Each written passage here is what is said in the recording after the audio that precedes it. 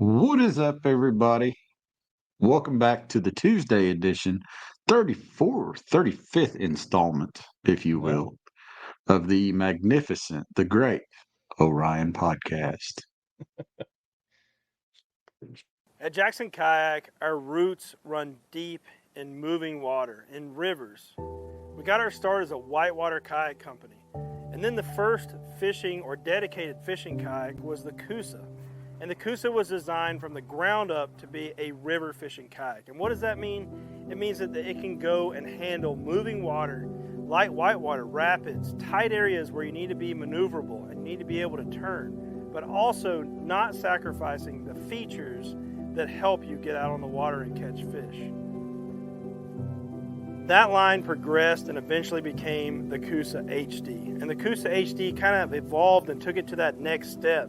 It added even more features and deck layout for an angler, but it didn't sacrifice the performance needed to get through moving water and get to those places that other anglers might not be able to get to. And now we launched the Coosa X. And the Coosa X is that evolution, that next step in the Coosa line at Jackson Kayak. The neat thing about the Coosa X is that this was a team effort from the Jackson Kayak River paddlers, all coming together, giving their input, and having a say in what they'd like to see in this new kayak.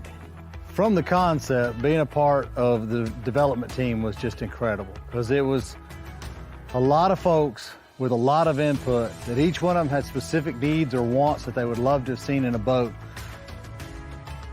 We built it for people that want to get in moving water and have all the functionality of a updated and modern fishing kayak. We've actually kind of gone back to some whitewater, moving water roots. I mean, this thing is nimble. At the same time, it's incredibly stable. I've crawled all over this boat, fore, aft, didn't matter what I was doing, and I never felt like I was going to tip over. Give me a moving water, it wasn't a problem. The Coosa X is built for the river angler. That angler that wants to get to those areas that are a little bit harder to reach, a little bit harder to get to, where the fish haven't seen as many baits come by. You may have to run through some mild whitewater or get through some moving water or under trees or around rocks and be very maneuverable to get to where that X is, that X that the Coosa marks the spot. The highlight of this boat being designed by the Jackson Kayak fishing team is that a lot of features that you think that you really want in a boat, well, they're there. So in 2 strokes, I can do a 180 in this platform, and that's what makes it such a great platform for running moving water. I feel like it really handles, the fast-moving water really well because you can kind of get into some areas that you wouldn't be able to get into with another boat. This is not just a boat that's going to be great for people who are really efficient at running rapids. This is going to be a boat that is great for any level of experience. If you want to learn to fish rivers or even small water, this would be great. Oh, it's a great boat, especially for the Coosa River here. It's just the ultimate river kayak. For river fishing kayak, I'm looking for something that's stable, that's easy to maneuver, in current. It's awesome. Great seat, very high, a lot of rod storage, ton of deck space, really, really stable. It's got a ton of maneuverability into it. So if you're a fan of the Coosa series, this will be right up your alley. It's been awesome, and it's handled everything we've thrown at it today. Everybody came together, they put their input in, and what came out of it is an awesome river fishing kayak, the Coosa X. The Coosa X, a Team JK signature watercraft. Well, you can tell we've been off for a couple weeks. Went and played the wrong daggone video. That's okay. Welcome back, Orion Podcast. My name is Chad Brock. And I'm Zach Bailiff, and we forgot how to do this. We did. It's been a minute. We've been busy running all over the place, doing this, doing that. Deer season, elk season is nearing. Fishing season is as chaotic as ever. And it's just like, wow, man. Yeah. Yeah, let's get a trip. It's busy. I'll just put it that way. We've been chasing our tails for weeks now, just trying to stay ahead of everything. But yeah, and then I'm gonna throw a wedding on top of it. It's gonna be great. Not my wedding, it's my daughter's wedding for anybody listening. So yeah, We got a good show tonight. We've got a good guest. We've got a dog in the house right here, don't we? Yep. Um, but as always, we need to thank some people before we get this party started. Number one, we got to thank Orion Coolers. Jump on the website, jacksonkayak.com, click on that Orion tab. Orion Rocks, all capital letters. Get you 5% off. Big Bad Orion Cooler. They're selling like hotcakes right now. We actually just sold out of the tie-dye ones. Found out today. Nice. So the weekend was hot and heavy. So tie-dye is the limited edition. Tie-dye is gone forever, but don't worry. Fourth quarter of the year, we've got a new one coming. Got a new limited edition 55 quart Orion Cooler that I think the ladies are going to be really excited about. It's going to be cool. Ready for everybody to see that one. Proceeds to that one will go towards breast cancer. So that'll be our mission with the next limited edition run on the 55s. Then of course Jackson Kayak. Can't thank Orion Coolers without thanking Jackson Kayak. So thank you to Jackson Kayak. They keep us floating on the water, keep us having fun, and absolutely love our Jackson Kayaks. Check them out, jacksonkayak.com. Same place as the Orion Cooler. You can shop for both things right there. Z-Pro lithium batteries keeping Zach and I powered out on the water this year. Absolutely love them. They last better than any battery we've ever had, that's for sure. Yeah. We tend not to run out of juice on days when we get to go fishing and filming and do all that fun stuff. Good folks at Cast King keeping us casting. So yeah, check them out. CastKing.com, ZProlithium.com. Yeah. I think that's it. All the places. All the places. I knocked it out at the start because I always get down to the end. I'm like, oh crap, I forgot. So big fishing news. Kevin Van Dam has officially retired. Sad. That's right here to my that's a monster career, and will leave a vacancy in the sport for sure. But there's a lot of good young guns coming up, and guys are starting to really take over on the media side of things. So I think they'll fill his shoes nicely. Yeah, I think so. I think I've seen Kevin Van Dam cry. That's wild to me. Yeah. Very wild to me. Yeah. So you're like, what? You had ICAST, we've had Kevin Van Dam retire. Yeah. It's been a while since we've done this. Yeah, I mean, what do you say? 33 years. That's a long time launching boats for tournaments every year. Man. Walking away from that's a big deal. It's a way long time, dude. I don't know how I would handle it. What's up, Ryan? Let's see. We got everybody's in the house tonight. Congrats on the daughter's upcoming wedding. So let's just hope I make it there, Miss Jean. Just hope I make it there. Everybody's here. Everybody's here. Well, let's we should get going because we're just rambling. Yeah. Rambling. Well, it's been a while. It's easy to ramble when it's been a while. We get a lot of things we've done. But yeah, we could go on and on, talk about our fishing, but I'd rather talk about this guy's fishing. Yeah. He is the king. He is one of the kings of the river, and he's a fishing man. That's just all there is to it. So tonight, for you, ladies and gentlemen, we're going to talk about the life, the times, maybe get some cooking tips with Russell Johnson. I've misplaced there is. Oh, you don't want to see that. How we doing, man? Good. How are you today? Oh, lovely. Just peachy. We're rambling, dude. Like we forgot how to have a conversation. Yeah, we're like socially awkward, like it's our first time, but it's not. Yeah. It happens, man. You guys been running, burning a candle at both ends, having some fun. So it's that time of the year before we set into this colder weather up north, which is going to happen. Sure. Yeah, I'm looking forward to fall. I'm not looking forward to winter up here in this awful place when it gets cold. Yeah, it's a love-hate relationship. It lasts forever is the problem.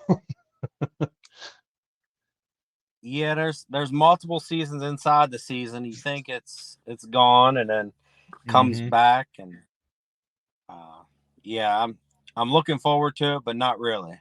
Yeah, I hear you. So, After that hot stretch though but that we all had I'm glad. kind of through here, it was kind of like, man, sweatshirt weather don't sound bad. And it's like you kind of want to smack yourself because you're just don't know if that's really what you want. Yeah. Yeah, it's Yeah. Yeah, come on. Hold on, we got a special guest here. This is Special my guest. little one. What's that? How are you? Hi. Say hi to So all we're the riding people in bikes Jackson today. Kayak Land. Riding some bikes today. Tell everybody Nice. watching the podcast. Tell them hi. Watching the podcast. Hi. Ryan says hi. You just saw Ryan at the restaurant the other day. Oh Yeah. Then Cold Guinness, Miss Jean, Mama Jean, she's on here. There she is right there, actually. Yep. All right. Let me go back in this podcast. You go ride the bike, okay? Okay. All right, love you. Bye-bye, love you. I mean, not bye-bye, love you. I'll get interrupted by the bigger one here in a little bit, but it's not an interruption, man. I'm a dad, and my dad has taken over for first and everything. I joke with my wife all the time and says, she's second now, but she takes the kids first. I know I'm second, so we love our kids. 9 and 5. Short story with my 5-year-old. We had a super busy night in a restaurant last Thursday. We had did all-you-can-eat crab legs, and we seat 65, and our waiting room was packed full. And at 5 years old, the little one that was just on, Lena, she understands it's crazy, so she kind of stays out of my way and stays out of everybody's way. Well, she was smart enough at 5 years old to grab a pen and paper and go out to the waiting room and tell them or ask who was there first. And when the lady answered, she says, I don't know how to write. You got to write it on here. And she made her own little list and helped us out because it helped keep it organized. But it's just the amazing ability of children and what they soak up and watch and everything else like that. So Yeah, I'm like super proud of her. 100%, man. My 5-year-old's the same way. Yeah, it's shocking. I never in a million years thought she'd pull something off like that, but she had them write down their name, how many people they were there, and had everybody do it in the fashion that they came in. How you doing, Rudy? Nice. That's awesome. So But let's jump into the story, Russell. And this is the Orion podcast is all about our guest. And with every guest for the Orion podcast, Zach and I like to ask the story, like where and how did the passion for the outdoors begin for you? Was it a young age, older age? I mean, how did Russell find kayak fishing, the outdoors, and fall in love with it? so outdoors as a whole, me currently, I hunt, I fish, we camp, not as hike as much as we want to, but anything that keeps our mind going. So we kind of do as much as we can outdoors. It's our break away from the busyness of the restaurant. But for me, it all came at a very young age. I was probably 3 years old on my first multi-day trip down the Youghiogheny River. My dad's always been a river person. My grandfather was the same way. At a point in our life, the river provided food and everything else. So it was always part of me.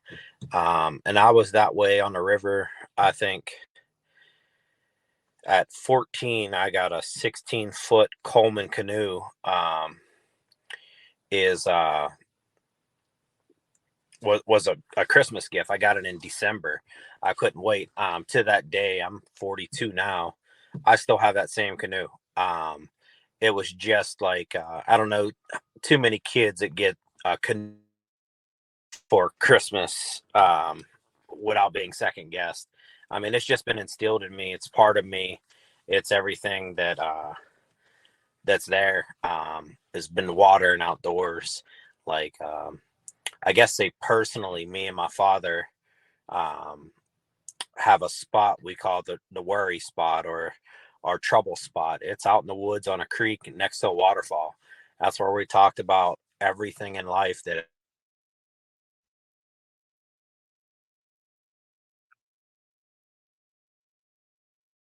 It was a bad time to lose him. He was on it. He was on a roll, yeah. He was on a roll. Where'd he go? Where'd you go, Russell? Oh man, we dropped him. He'll be back. Lost him altogether. More rambling. Lost him. We'll ramble back to the ramble. Yeah, so we got a heck of a crowd tonight. So shout out to all you guys that are watching. While Russell is gone, I would like you guys to think of 5 different questions that you guys want to ask Russell, and 45 or 15, a quarter to, however it is, whatever you want to call it. We will start asking Russell your guys' questions. So drop them in the comments if the guys are listening on the YouTubes or the Facebooks. And yeah, we definitely want to hear from you guys. Yeah, we got a lot of folks out there in the We do. comments They just tonight. keep going too. Yeah. Keep coming. Keep coming. What's And up? he's back. Oh, he's back. All right, so we lost you right as it started to get like super good. we're gonna see what we can do out here. I'm gonna stand outside instead of sitting in the truck. But we There can you watch sun my shoulder.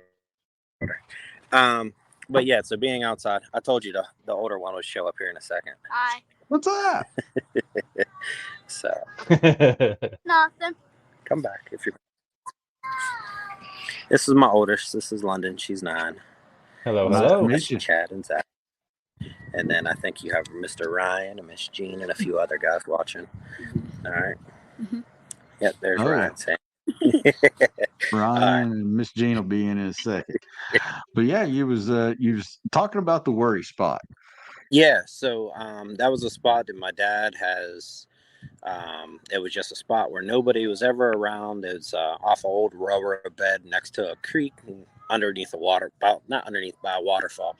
I mean, every major decision we ever had in life, we went to that spot out in nature, and just, it was never at a dinner table that we had those hard conversations or difficult things, whether it was we needed a family move, or somebody was moving in with us because they were on hard times, or me picking the choice to go to the military instead of college, or him losing a job in the mine and having to go somewhere else. Those were all the spots that was a spot that was just instilled in me that made it okay, because it was a comfort spot for us. So nature's always been with me through good and bad, but it kind of resonates for me because it's not the same ever itself. So there's good and bad with it. So kind of weird, but that's just me. That's awesome, dude. Wind. No, I like it. Yeah, I mean, so obviously you grow up, you're fishing, you take let's talk about the military time and kind of what you did there. What was, the deciding factor? What sent you that way? And talk about your experience there just a little bit, if you don't mind. I guess you can say I can't say I was dumb, but I didn't apply myself in high school. And in my family, I'm probably the 6th generation military. So my grandfather, my dad, my great-grandfather, my great-great-grandfather all have ties to the military, along with countless other uncles and aunts and cousins. So the military just seemed natural for me. So I chose to go to the United States Navy right out of high school. I actually got a later date. We graduated June, and then I didn't leave till August. But during that summer, I spent the summer in the mountains, whitewater rafting and doing some guiding up there, and then turned around and left in August for the Navy. That's where I spent 6 years on the USS George Washington. During that time, I got to be part of some historical things, I guess you say. My aircraft carrier was in New York Harbor during 9/11, so we got to see that at a different place than most. It just wasn't on TV for me. It was real life. It wasn't in history books where we're learning about it now. It's just something I lived through. We also started Operation Iraqi Freedom. During that time, like some of the highlights, I was in a bunch of different countries, 26 different countries by the time I was 25 years old, which I absolutely love to travel. During that time, it was whitewater rafting in Ukraine. I was in Dubai. I mean, I've been all over the place. Probably favorite place is Greece. I'd go back there in a heartbeat. That was crystal blue water outside of Crete. Post-military. I don't know if I'm picking up wind. It's kind of windy up here. But, no, you're fine, man. Post-military, I came back home, moved back to the area I graduated from, which is a little town on the Youghiogheny River.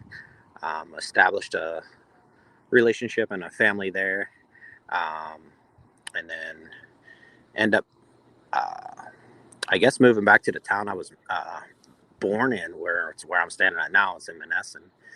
Meeting my wife, and then having 2 kids during that course of time.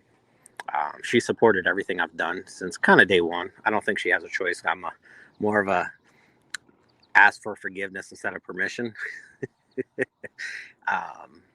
to do some things, but she's taken on the role of supporting all my outdoor activities and I always make sure the family's right before I go do something. So I guess long story short, I absolutely love the military.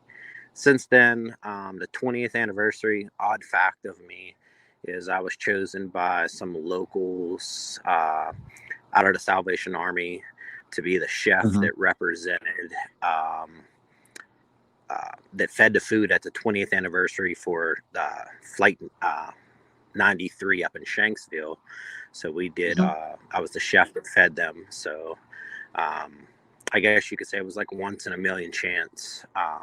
Nobody's ever going to be able to do that. And there was a team of about 15 that I got to lead to make sure that there was hot meals for all those in attendance from the families of Flight 93 and then the crew of the USS Somerset, which was on board there.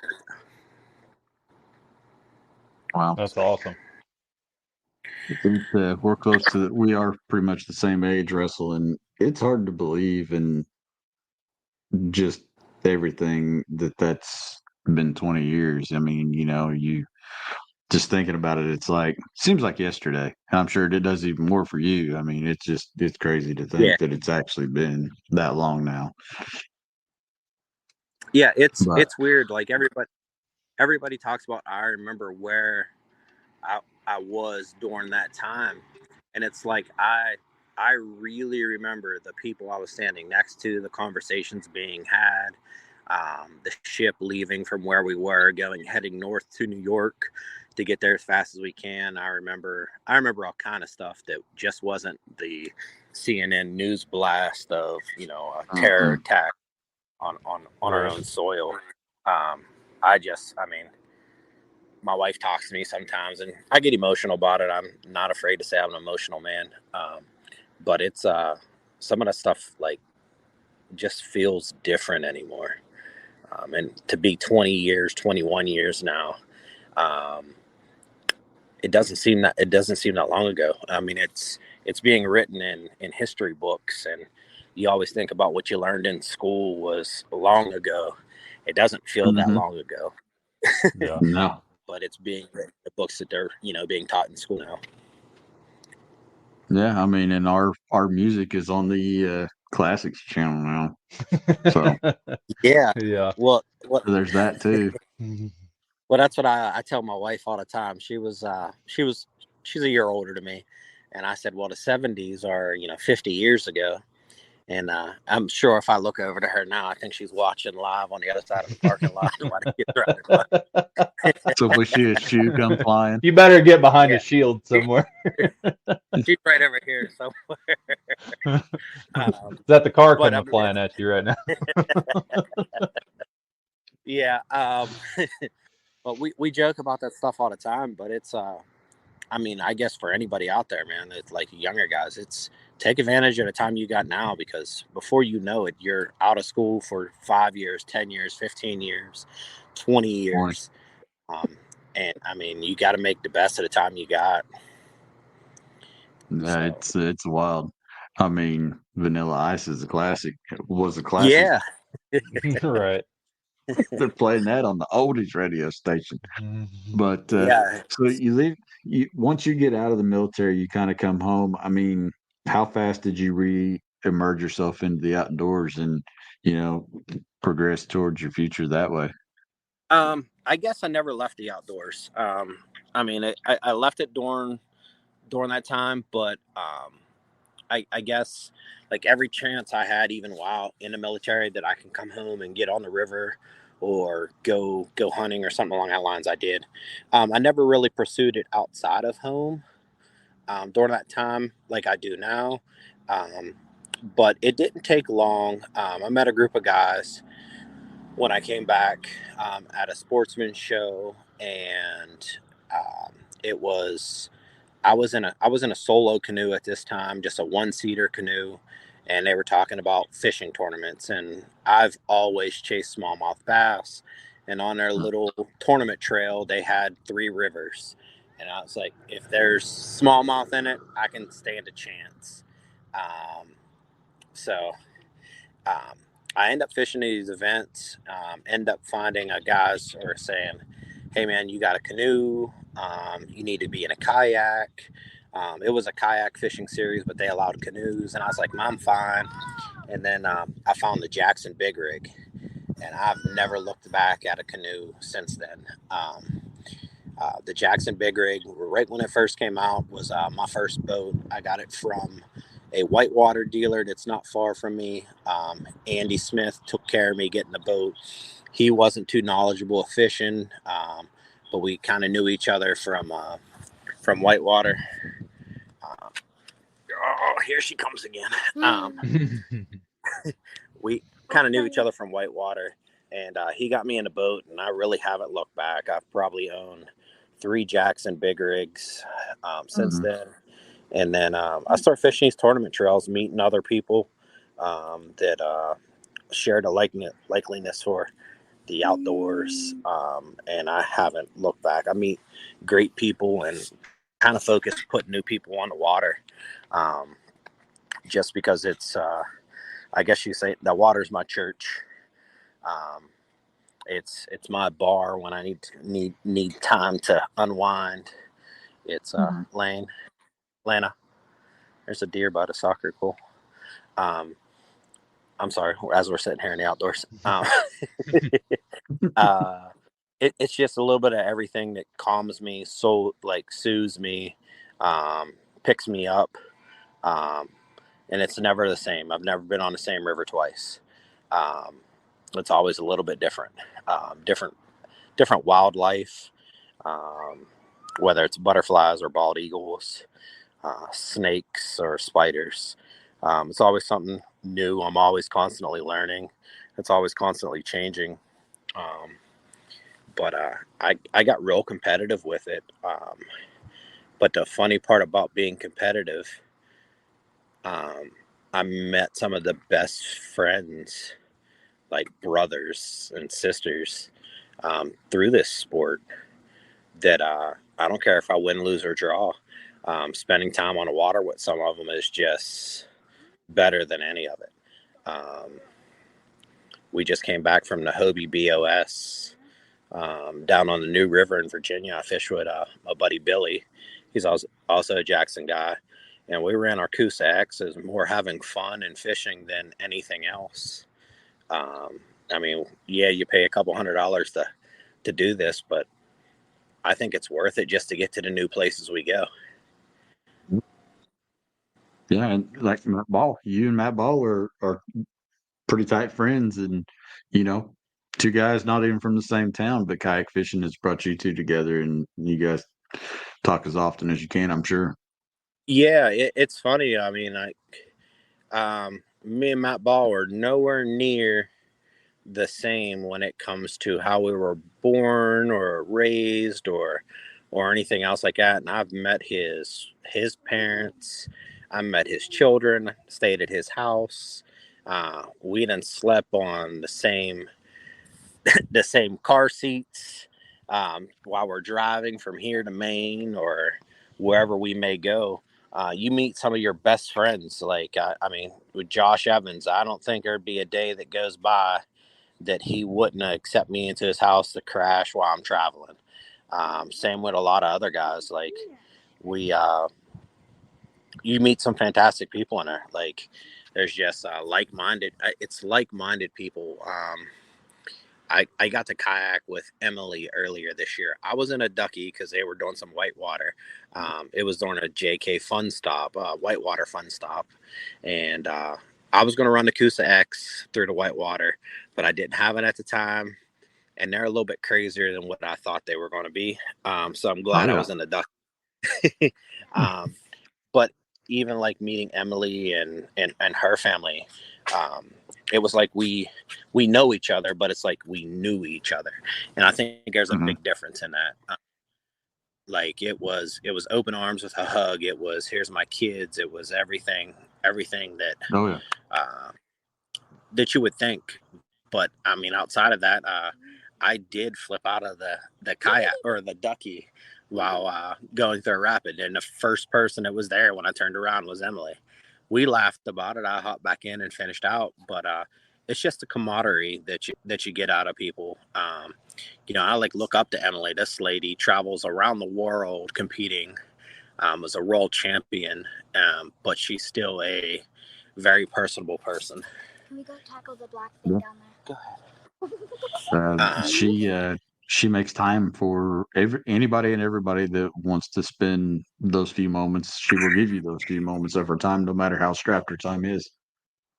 Yeah, it's crazy. I mean, I guess with JK, I've kind of taken a little bit of a different role than I ever thought I would take with them, and having them believe and trust what I say. And I guess I say things the way I feel, not sugarcoated. And I spent hours on the phone with some people in JK that I never thought I'd be in the same room with, and lots of time talking to Emily and a few others. And I think that just seals the deal with being, as I represent them, they represent me, as Jackson and Orion. But it's like, even if I didn't have the opportunity, seeing how they operate lets me know that that's the company I need to support. And I think my wife understands that. My kids are starting to get it, of why I do it, because they support me. Like, guys just shared something that I'm going to be doing here in my community in the next week. Actually a week from today. We are doing it's called Get Fired Up. Fired means a few things. That's on a flyer. It's about inspiring kids to do the best they can on overcoming adversities, and understanding that I'm not afraid to say I did not graduate nowhere near the top of my class,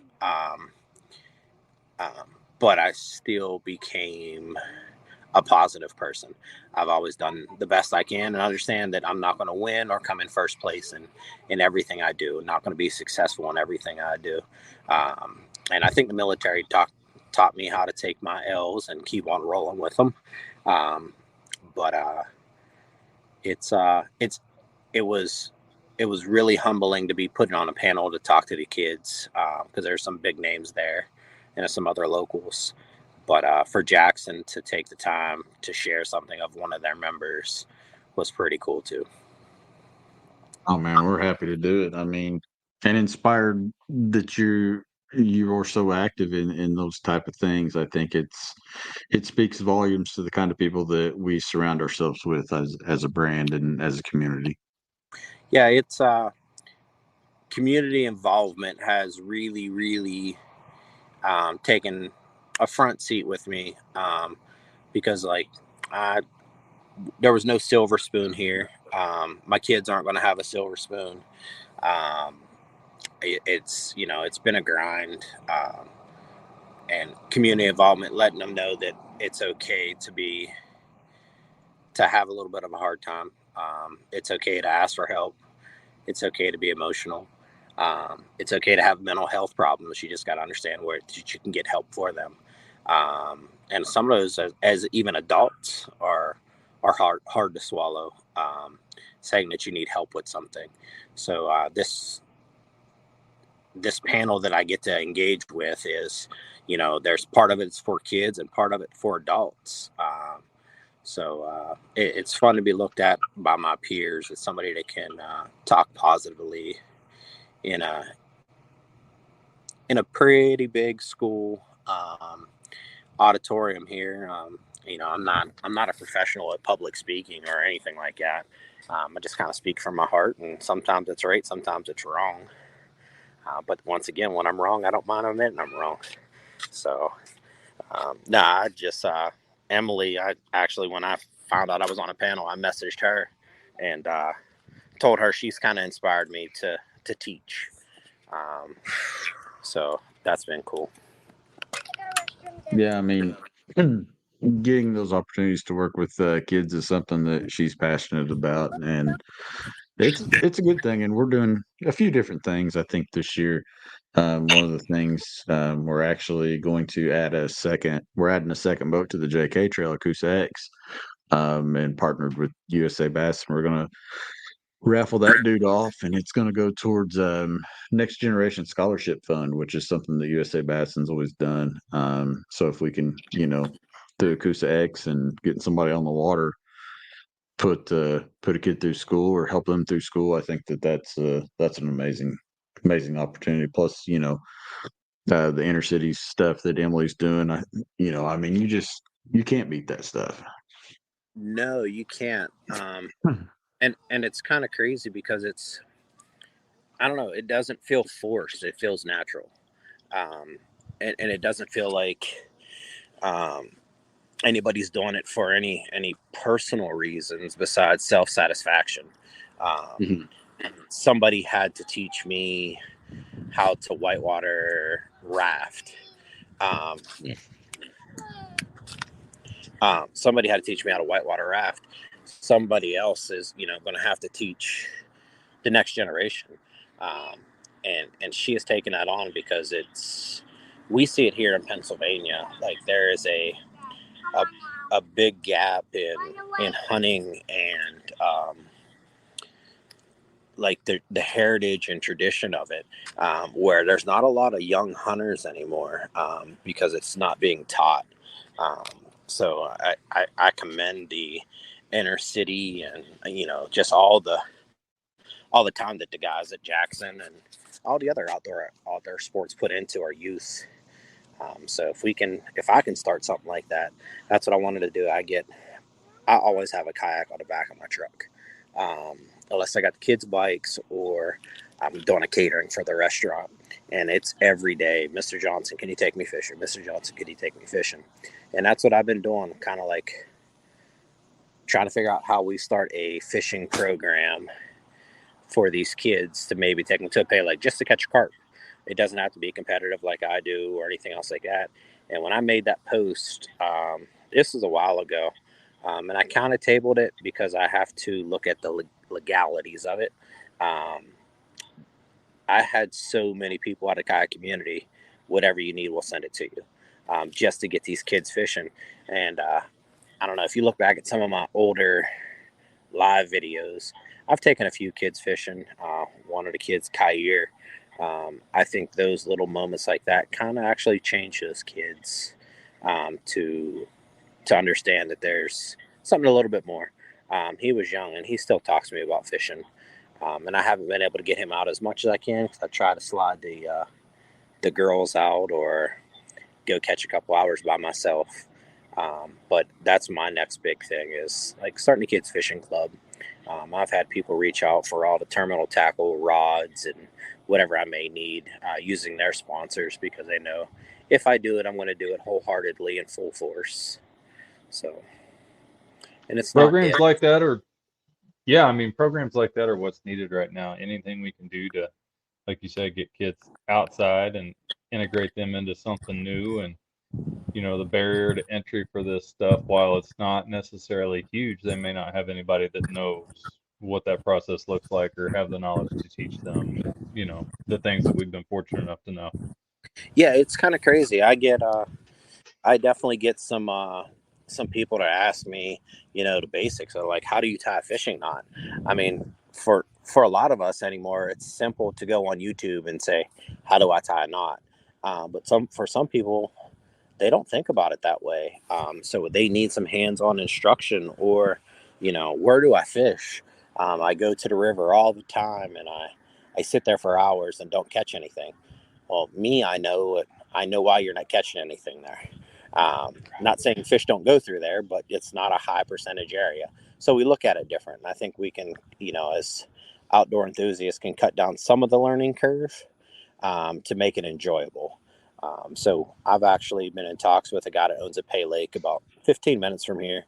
And, that's going to be a higher percentage where kids get to possibly catch a catfish or a carp.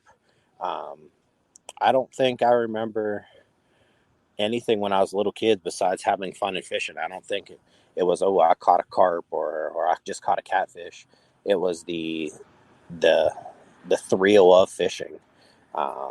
So that's going to be fun to do. It's going to be through the fall. Then I'm going to table it through the winter and then bring it back out in the spring. So I have some time and see how it goes.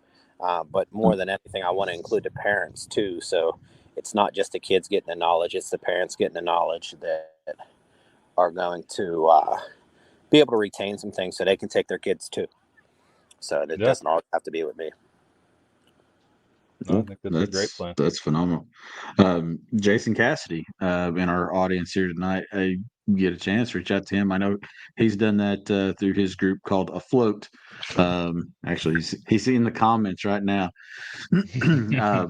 Yeah, it's a great thing what he does. Very similar to what you're wanting to do, and I think it's a positive thing. I've got to help on a couple of his, and it was fun. It was fun to go out there and watch the kids have a smile on their face just catching bluegill. I mean, they didn't care if it was, the biggest fish that swims or it was bluegill. They was excited that a fish bit and they got to catch it. Yeah, I think a lot of times when I first thought about this, I set the bar so high because I want to go out and catch the biggest fish in the lake or the biggest fish on the river. But then I often think back is like sometimes it's just floating with my friends, catching small fish after small fish and laughing and having fun.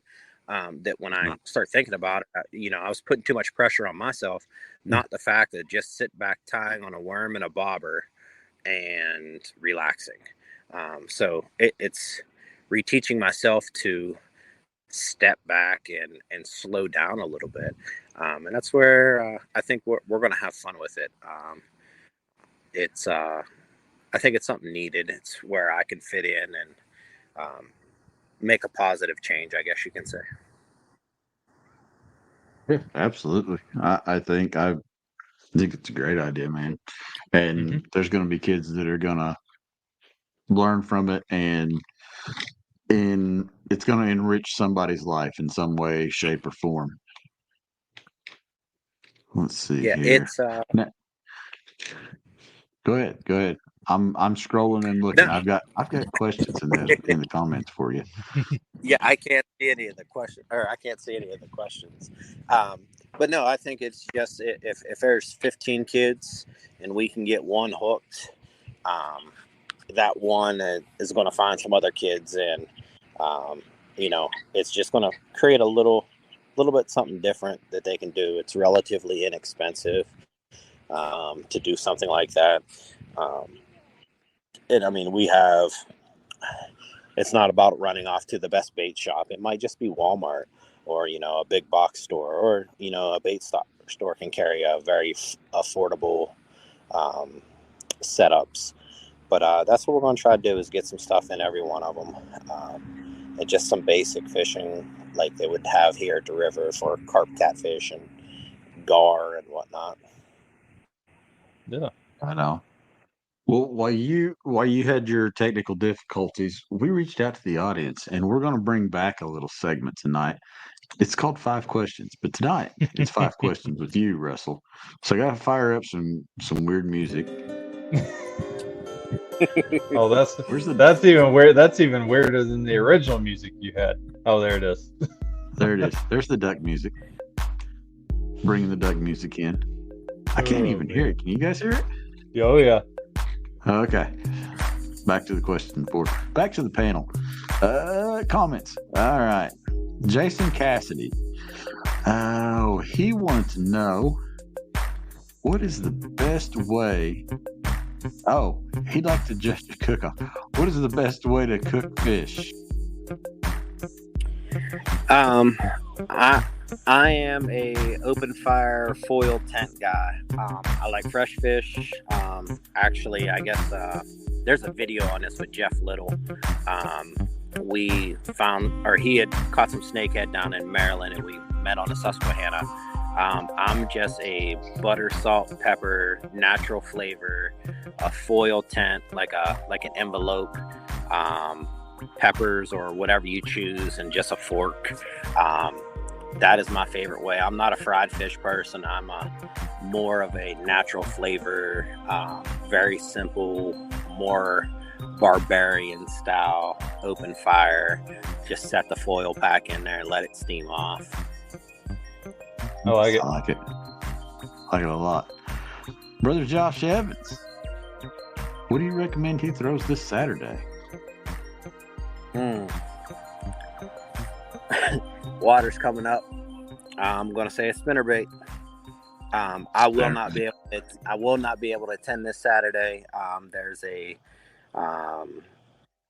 There's 3 events going on at once. Bass fishing, PA Bass, kayak side, native power hour tournament, and not Delaware Paddle Sports. I can't think of the name of the Josh's organization now. I knew I was going to get tongue-tied on that, but they're all meeting on the Susquehanna and having a giant event on the Susquehanna.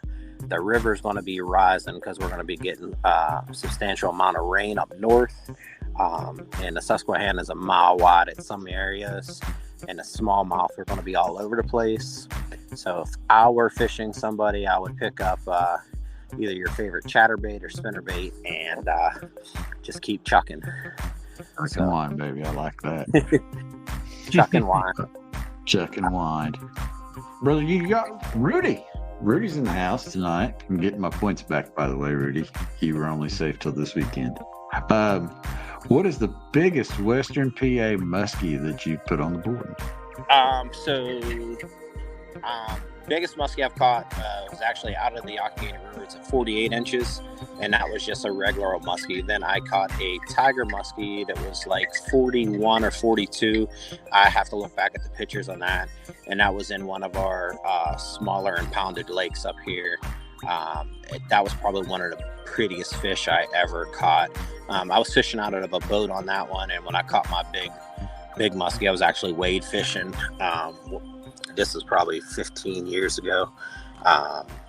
Wade fishing in a very, very unique spot on the river that has an island. It drains into a giant eddy, and they sit there and eat suckers and carp all the time. And he picked up a tube off the bottom, and I had to drag him up the shore and had no gear to handle a giant muskie. Biggest one I've seen caught, been with, has been 51. Wow. And that was while somebody was muskie fishing. And they're river muskie. They're a little bit different than the lake muskie. They don't get the heavy weights. They're built like missiles. I mean, they're fast, they're strong, but they don't get those big bellies like you would see them out of like Lake St. Clair or some of the other well-known lakes for them. I always remember the ones that Noah Heck used to post back up in the early days when he was fishing out there. Those were always some good muskie. Yeah, there's a lot of small waterways that boats can't get to that I mean, a true muskie fisherman will absolutely love. I know they have like the World Championship fly fishing muskie event down in Tennessee, not far from the Jackson factory every year. Have a lot of small streams like that, super shallow, deep pockets, mountain streams, small rivers that are just packing in muskie. And I think we're starting to see a change now too, where it'll start to get bigger as we're getting vegetation in our rivers up here, so they're starting to become cleaner, and vegetation starting to grow. And I think once you do that, it's going to give them a place to hide and not waste so much energy for ambushing. It's going to let them put on a little bit of weight. Very cool. Team jargon. We've got some team jargon going on. Lance wants to know what it's like being the second best cook on the Jackson Kayak fishing team. You know what? It's an honor. Lance. Now wait, it gets worse. Dustin comes up and he says, "Hey, wait, he's the third." Dustin can't count. So these guys got to remember they're the new guys on the team. I'm the OG. But no, Lance, I would gladly take second to him any day. I'll take third to any of the guys. Without a doubt, I think anybody on this team, and we got a few chefs on the team. That not only have amazing establishments, but are just amazing people. And I wouldn't second guess anything that I would order at anybody's establishment or eat anything that they would serve me. I know when I get to Lance's place down in Tyler, Texas, I'm not ordering, I'm just letting him feed me. I want to be honored that way, and he is one heck of a guy. His wife is amazing. The way she moves in the kitchen, I like kind of stalk them because I learned, like he's been on TV with that stuff, and he's not shy, and I think he's humble about it also. But I mean, his new endeavor with the Plaid Rabbit, the Speakeasy, I got to see some photos of that from somebody that was there. I will, and you can mark my words on that, be in that establishment. Very cool. We've got like Jackson Kayak team has got like the most interesting thing. We've got like riders, OG riders. We've got chefs. We've got retired rock stars. I mean, like Henry, I mean, we was out at Jameson's and like he's like, yeah, I was in a band and yeah, Jameson pulls it all up. We played on the loudspeaker. He's like got this like some serious metal music. We're like, really? It was amazing. But yeah, you just never know what you're gonna get. I think one of the craziest, and I was like stoked to tell my kids this, is Jean Wilson's story, like with her daughter. What her daughter did is that's amazing to me. She was the ringleader for a giant circus, and it was the first female that did it. That is cool. That we have a lot of talent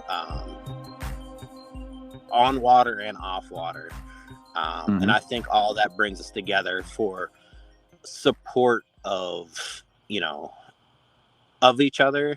And it doesn't necessarily feel that it's I don't want to say this and ruffle any feathers, but I feel our team feels natural.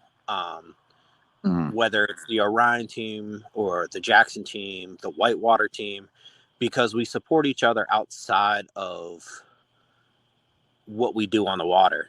And because of that, I think we feel a stronger bond with each other. So it's easy for the guys to say happy birthday when it's one of your kids' birthdays, or congratulations on your new business, or to support you in a different way that is not just on basis of, oh, he's my team member on Jackson Kayak. I think it just embodies the family of Jackson Kayak. And that is, I think that's a big difference between what we have here and what some others have. Now, the last question of the night. What is on this weekend's menu?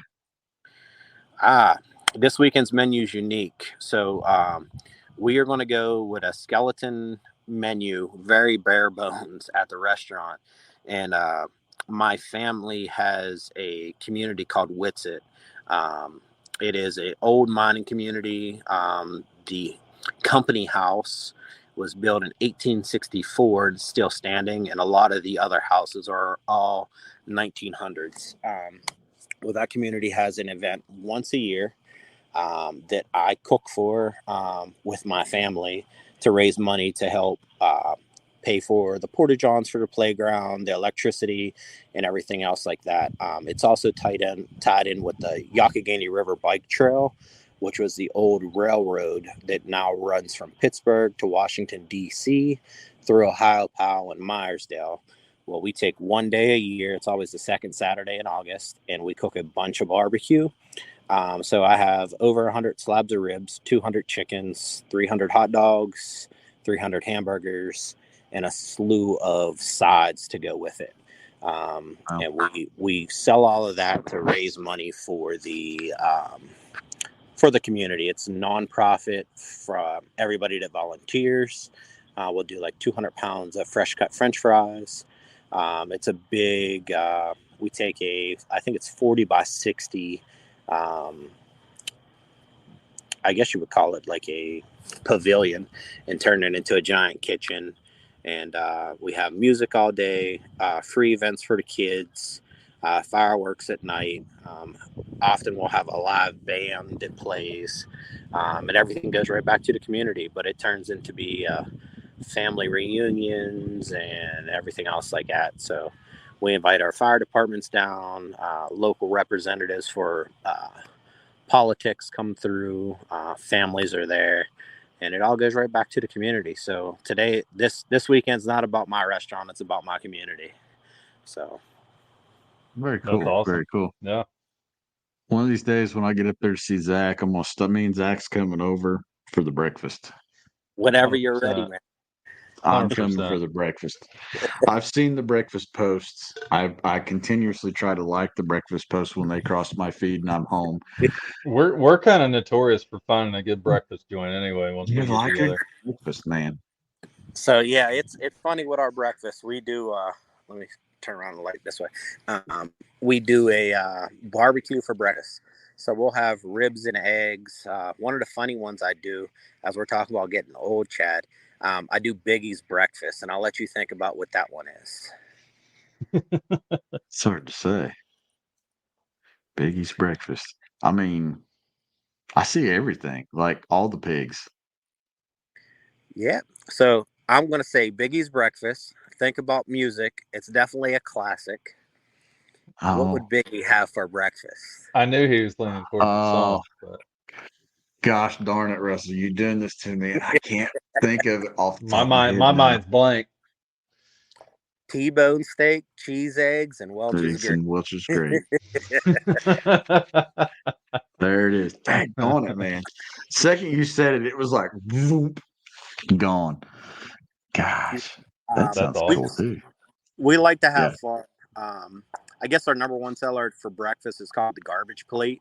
It's pulled pork, brisket burn-ins, potatoes, eggs, cheese, and a little bit of bacon on the top with some toast.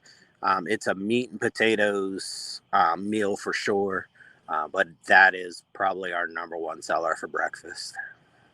Wow, pretty solid. Zach, Zach's gonna not be able to eat the rest of the day. Are you kidding? Okay. I put away food like it's my job, son.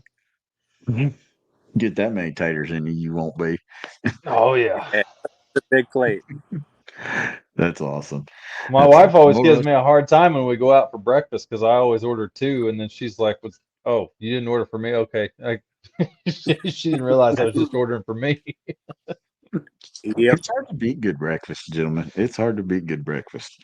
Absolutely. Well, Russell, we've made it an hour, and I know you've got other stuff to do. So I want you to thank the people that you need to thank. Tell people where they can connect with you on the social medias, and yeah, we'll kind of start closing this thing out. Okay. First foremost, we're gonna thank the family, the wife, the kids. So that's Nicole, London, and Lena. I'm going to list off some sponsors that have supported me throughout this. And I don't have to say Jackson. Like, I thank Jackson wholeheartedly. Orion Coolers has always been there for me. We just picked up 285s to help the girls with their little lemonade stand to hold ice. Nice. So if it's two Orion 85s, they're not a little lemonade stand anymore. No. So we use that to hold ice. We have Fishing Online.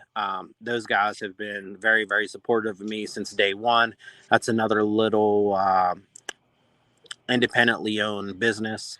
The River's Phenomenal Edge shipping. Yeah, phenomenal shipping. Super, super fast shipping. They carry everything. A lot of people don't understand. They carry a full line of power pole stuff, even for big boats. There's a lot of stuff there on their website that it's not just kayak based anymore. They got a little bit for everybody. The River's Edge Canoe and Kayak, that's Neil and Evelyn. They have brought me on to be family. That is Ma and Pa. Great people there that have opened up a lot of opportunities for me to travel and support us, whether it's through Anglers of the Year awards or first place finishes. We have to go with Falk's Custom Cranks.